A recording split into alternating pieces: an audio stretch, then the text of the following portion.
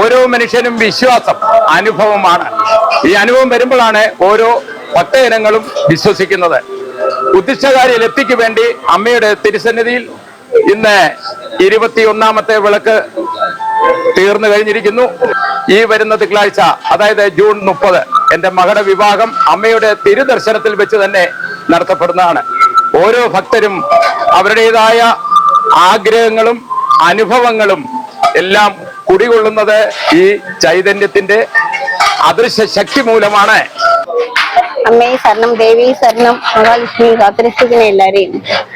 ഞാൻ ഇപ്പം 14ാമത്തെ ആഴ്ചയാണ് വന്നുകൊണ്ടിരിക്കുന്നത്. ഞാൻ എന്റെ സ്ഥലം തമിഴ്നാടാ. ഞാൻ ഇപ്പൊ 14ാമത്തെ ആഴ്ച കത്തിച്ചുകൊണ്ടിരിക്കുന്നത്. ആദ്യം ഒത്തിരി പ്രശ്നങ്ങൾ ഉണ്ടായിരുന്നു. ഏകദേശം പ്രശ്നങ്ങളെല്ലാം തീരാറായി. അമ്മയുടെ അനുഗ്രഹം പ്രശ്നങ്ങൾ തീരാറായി. എല്ലാം നല്ലതായിട്ട് നടന്നുകൊണ്ടിരിക്കുക. ഇപ്പൊ എല്ലാവരും വരുവാണെങ്കിൽ എല്ലാവരുടെ കാര്യം, എല്ലാവരുടെ വിഷമങ്ങളും പറയുവാണെങ്കിൽ ദേവി തീർച്ചയായിട്ടും സാധിച്ചു തരുന്ന ഒരു വിശ്വാസമുണ്ട്. ഈ ക്ഷേത്രത്തിൽ വന്നതിന് ശേഷം നമ്മുടെ സന്താനങ്ങൾക്ക് എല്ലാവരും വിദ്യാഭ്യാസം, 3 മക്കളാണ്. വിദ്യാഭ്യാസം കഴിഞ്ഞ ആർക്കും ഒരു സ്ഥിരമായ തൊഴിൽ മറ്റൊന്നും ആയില്ലായിരുന്നു. അങ്ങനെ നമ്മുടെ ഒരു സുഹൃത്ത് മോഹനാണ് ഞങ്ങൾ ഇവിടെ വരുന്നത്.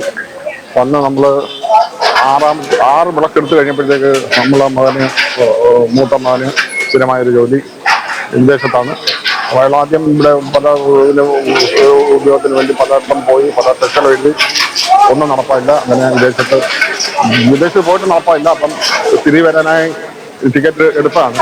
അപ്പോഴാണ് നമ്മളിവിടെ വിളക്കെടുത്ത് 6ാമത്തെ വിളക്കോടുകൂടി മോന് സ്ഥിരമായ ഒരു നല്ല കമ്പനിയിൽ ജോലിയായി.